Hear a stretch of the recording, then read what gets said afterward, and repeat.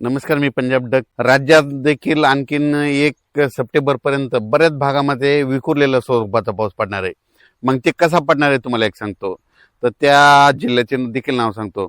राज्यामध्ये 26 ऑगस्ट, 27, 28 ह्या दरम्यान म्हणजे ह्या 3 दिवसामध्ये काय होणार आहे, 26, 27, 28ला नागपूर जिल्हा, वर्धा, भंडारा, गोंदिया, चंद्रपूर, यवतमाळ, त्याच्यानंतर वाशिम, हिंगोली, अकोला, अमरावती, त्याच्यानंतर इकडं हिंगोली, परभणी जिल्हा, जालना जिल्हा, बीड जिल्हा, त्याच्यानंतर अहिल्यानगर, नेवाशापर्यंत, त्याच्यानंतर संभाजीनगर, जालना आणि इकडं जळगाव, जामोद ह्या पट्ट्यामध्ये ना 25, 26, 27, 28च्या दरम्यान त्या भागामध्ये पाऊस असणार आहे. म्हणून हा अंदाज लक्षात यायचा.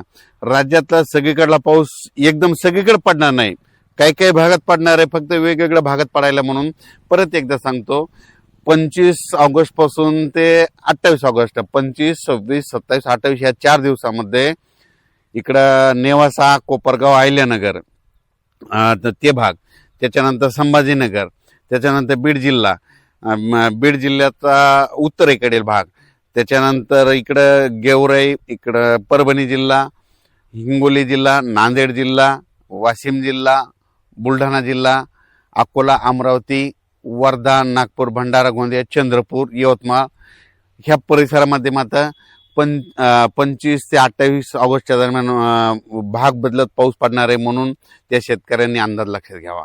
त्याच्यानंतर आज 19 ऑगस्ट पासून ते 23 ऑगस्टच्या दरम्यान आज देखील राज्यामध्ये ढगाळ वातावरण राहील, पण तुरळक ठिकाणी दुपारनंतर थोडं ऊन पडेल आणि ऊन पडल्याच्या नंतर मग राज्यात पाऊस सुरू होईल. मग ते पाऊस तुम्हाला सांगू, तुरळक भागातच होणार आहे. इकडं लातूरचा उदगीर परिसर, त्याच्यानंतर सोलापूर जिल्ह्याचा इकडं मंद्रुप ते परिसर, त्याच्यानंतर इकडं कंधार तालुका, इकडं नांदेड जिल्ह्यात बिलोली, सगरोळी, त्याच्यानंतर धर्माबाद, आदिलाबाद त्या परिसरामध्ये हा पाऊस असणार आहे. म्हणून अंदाज लक्षात यायचा. पण एकदम राज्यातला सर्व पाऊस एकदम बंद होणार नाही, भाग बदलत पडणार आहे, विखुरलेल्या स्वरूपाचा राहणार आहे. म्हणून हे लक्षात घ्यायचं.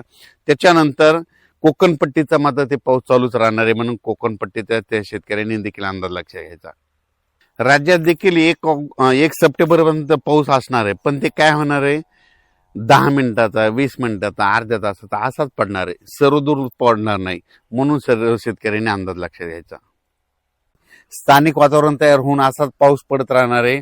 म्हणजे एवढे 10 दिवस म्हणजे 1 सप्टेंबर पर्यंत म्हणजे असाच विखुरलेल्या स्वरूपात मराठवाड्यामध्ये बीड जिल्हा झालं, लातूर जिल्हा झालं, जालना जिल्हा झालं, संभाजीनगर, नांदेड, हिंगोली, लातूर, धाराशिव ह्या जिल्ह्यामध्ये काय होणार, असाच विखुरलेल्या स्वरूपाचा तुरळक ठिकाणी पाऊस पडणार आहे, सर्वदूर काय पडणार नाही. म्हणून हा अंदाज शेतकऱ्यांनी लक्षात घ्यायचा.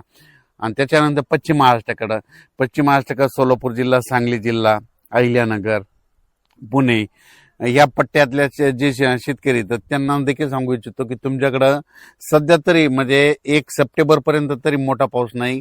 म्हणून तुम्ही तुमच्याकडे जर पाणी असेल तर तुम्ही तुमची व्यवस्था, धन सुकत असेल तर पाणी द्यायची व्यवस्था करू शकता. त्याच्यानंतर कोकणपट्टीचा ते पाऊस सरी मात्र ते चालूच राहील. म्हणजे कोल्हापूरपासून ते पालघरपर्यंत त्या सरी सुरू राहतील. नाशिककडे देखील अशा पाळ्या येत राहतील, सरी येत राहतील. तिकडे काही खूप मोठा पाऊस नाही. म्हणून हा अंदाज लक्षात घ्यायचा. त्याच्यानंतर इकडे नंदुरबार जिल्हा, धुळे जिल्हा, जळगाव जिल्हा आणि बुलढाणा जिल्हा तिकडे काय होणार आहे, ह्या शेवटच्या आठवड्यात एका पाठोपाठ 1-2 कमी दाबाची पट्टी जात असल्यामुळे शेवटच्या आठवड्यात मात्र त्या धुळे जिल्हा, जळगाव जिल्हा, नंदुरबार, बुलढाणा, अकोला, अमरावती ह्या पट्ट्यामध्ये काय होणार आहे, त्या परिसरामध्ये पाऊस पडणार आहे. म्हणून हा अंदाज लक्षात घ्यायचा. पण राज्यात सर्वदूर सगळीकडे पाऊस पडेल असं काही सध्या तरी परिस्थिती नाही.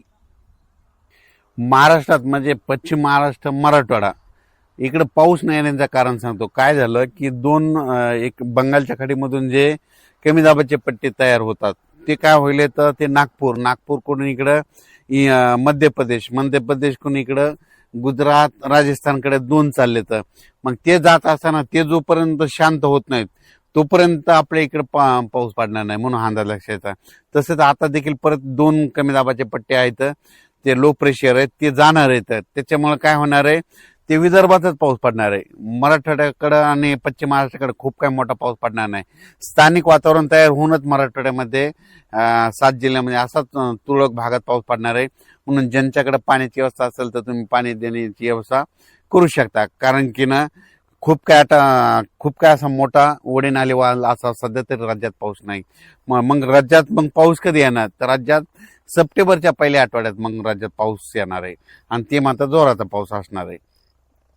सध्या फक्त वरुणराजाची बॅटिंग फक्त विदर्भाकडेच आहे, म्हणजे त्यांच्याकडेच आहे. कारण की ना मग त्याच्यामध्ये कोणतं सांगतो की परत एकदा सांगतो, वर्धा, नागपूर, भंडारा, गोंदिया, चंद्रपूर, यवतमाळ, इकडं अकोला, अमरावती, पुन्हा मध्य प्रदेशचे जे लगतचे तालुके आहेत मोर्शी, अचलपूर, दर्यापूर, त्याच्यानंतर इकडं परतवाडा, इकडं जळगाव, जामोद, ह्या पट्ट्यामध्येच काय होणार आहे ह्या शेवटच्या आठवड्यात मध्ये.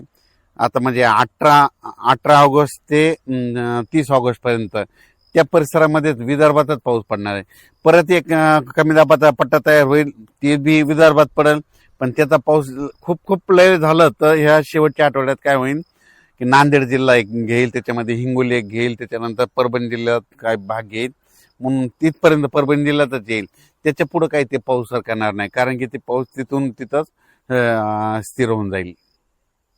राज्यात सध्या तरी खूप काही असा मोठा पाऊस नाही, कारण की ज्यांच्याकडे पाण्याची व्यवस्था असेल तर तुम्ही तुमचं पाण्याची व्यवस्था करू शकता. कारण की खूप असं पाऊस मुसळधार पाऊस पडणं, ओढे नाले वाहतील तसा काही राज्यात सध्या पाऊस नाही म्हणून अंदाज लक्षात येतो. तसा पाऊस येईल महाराष्ट्रात, ते येईल फक्त पुढच्या सप्टेंबर ऑक्टोबरमध्ये. तोपर्यंत शेतकऱ्यांना आपण आपल्या पिकाची काळजी घ्यायची. फक्त सध्या पाऊस राहील फक्त विदर्भातच पडणार आहे म्हणून हा अंदाज त्या विदर्भातल्या शेतकऱ्यांना लक्षात येतं. आणि विदर्भवासियासाठी आनंदाची बातमी, कारण की तिकडं वरुणराजाची बॅटिंग आता सध्या विदर्भाकडे आहे.